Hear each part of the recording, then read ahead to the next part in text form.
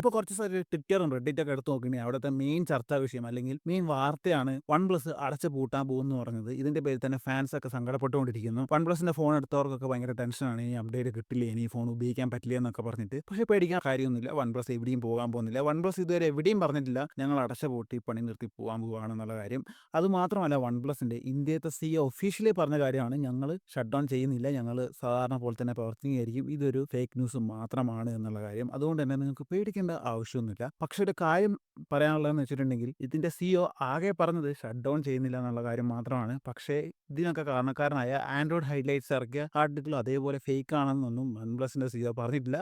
ആ ആർട്ടിക്കിളിൽ പറയുന്ന പോലെ തന്നെ വൺ പ്ലസിന് കുറേ പ്രശ്നങ്ങളുണ്ട് എന്നത് വലിയൊരു സത്യാവസ്ഥ തന്നെയാണ്. പണ്ട് ബഡ്ജറ്റ് കില്ലർ ഫോണുകൾ ഇറക്കി ഭയങ്കരമായിട്ട് ഫേമസ് ആയ ഫോണാണ്. പക്ഷെ ഇപ്പം ആ വൺ പ്ലസിനെ എടുത്തു നോക്കുമ്പോൾ ആ ഒരു വിലയൊന്നും വൺ പ്ലസിന് ഇല്ല. അതുപോലെ തന്നെ അവരുടെ ഗ്രീൻ ലൈൻ ഇഷ്യൂ വന്നതിന് ശേഷം കുറെ പേര് ആ ബ്രാൻഡിന്റെ ഫോൺ മേടിക്കാൻ പോലും താല്പര്യം കാണിക്കുന്നില്ല. അതൊക്കെ കാരണങ്ങൾ തന്നെ അവരെ സെയിൽസ് എല്ലാ സ്ഥലങ്ങളിലും വൻതോതിൽ കുറഞ്ഞുകൊണ്ടിരിക്കുകയാണ് ഓരോ വർഷം തോറുമ്പോൾ എന്ന് പറയുന്നത്. ഇതിന്റെ ഭാഗമായിട്ട് തന്നെ അവർ കുറെ ഫോണുകൾ ഇറക്കുന്ന പരിപാടി നിർത്തിയിട്ടുണ്ട്. പണ്ട് ചറപറ ഇറക്കിക്കൊണ്ടിരുന്നവർ കുറച്ച് ഫോണുകൾ മാത്രമേ ഇറക്കുന്നുള്ളൂ. അവർ ഫോൾഡ് ഫോണുകളൊക്കെ ഇറക്കുന്നതൊക്കെ വേണ്ടാന്ന് വെച്ചിരിക്കുകയാണ്. അതേപോലെ തന്നെ കമ്പനിയിലും കുറേ ചേഞ്ചസ് വരുന്നുണ്ടെന്നാണ് കേൾക്കുന്നത്. കമ്പനീസ് കുറേ പേര് പുറത്തു പോവുകയും കുറേ പേര് പുതിയതായിട്ട് വരികയും, ഇതിൻ്റെ കൂടെ തന്നെ വൺ പ്ലസിൻ്റെ സിഇഒയ്ക്ക് ഒരു അറസ്റ്റ് വാറൻറ്റും വന്നിട്ടുണ്ട് തായ്വാനിൽ എന്ന് പറഞ്ഞാൽ. അപ്പം പുള്ളി അവിടെ കാല് കുത്തിയാൽ ജയിലിൽ കിടക്കേണ്ടി വരും. അതുപോലെ തന്നെ നമ്മുടെ ഇന്ത്യയിൽ ഗ്രീൻ ലാൻഡ് ഇഷ്യൂ വന്നിട്ട് ആ ഡിസ്പ്ലേക്ക് ഫ്രീ ആയിട്ട് അവർ റീപ്ലേസ്മെൻറ്റ് കൊടുക്കുന്നുണ്ടായിരുന്നു. അപ്പോൾ അതിൻ്റെ ഡിസ്പ്ലേക്ക് അവർ ടാക്സ് അടച്ചില്ലെന്ന് വെച്ചിട്ട് നല്ലൊരു കേസ് ഇന്ത്യൻ ഗവൺമെന്റും ഇവരെ തലയിൽ അടിച്ചു കൊടുത്തിട്ടുണ്ട്. ഇങ്ങനെ കുറേ പ്രശ്നങ്ങൾ വൺ പ്ലസ് ഫേസ് ചെയ്യുന്നുണ്ട്. അപ്പോൾ ഈ ഇഷ്യൂസുകളൊക്കെ അവർ സോൾവ് ചെയ്തില്ലെങ്കിൽ മിക്കവാറും കുറച്ച് കാലം കഴിയുമ്പോൾ വൺ പ്ലസ് ഷട്ട് ഡൗൺ എന്ന് പറഞ്ഞ കാര്യം സത്യാവസ്ഥ ആവാനുള്ള സാധ്യത കൂടുതലാണ്.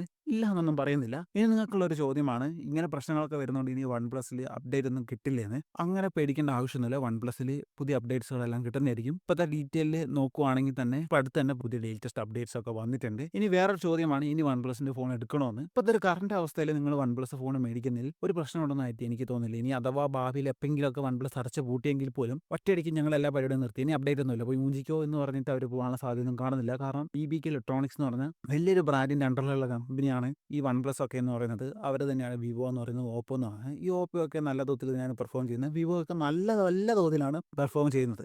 അപ്പം അവരണ്ടറിലുള്ള ഒരു കമ്പനി ഇങ്ങനെ അടച്ചു പൂട്ടി പോയിട്ടുണ്ടെങ്കിൽ ഈ വൺ പ്ലസിന്റെ കസ്റ്റമേഴ്സ് ഇവരെ തന്നെ സബ്സിഡറി ബ്രാൻഡുകൾക്കെതിരെ പ്രതിഷേധം വരും. അങ്ങനെ ഈ ബ്രാൻഡുകളുടെ കംപ്ലീറ്റ്ലി ഒരു റെപ്യൂട്ടേഷൻ പോകാനുള്ള സാധ്യത കൂടുതലാണ്. അതുകൊണ്ട് തന്നെ അവർ അങ്ങനെ ഒരു മണ്ടത്തരം കാണിക്കുമെന്ന് എനിക്ക് തോന്നുന്നില്ല.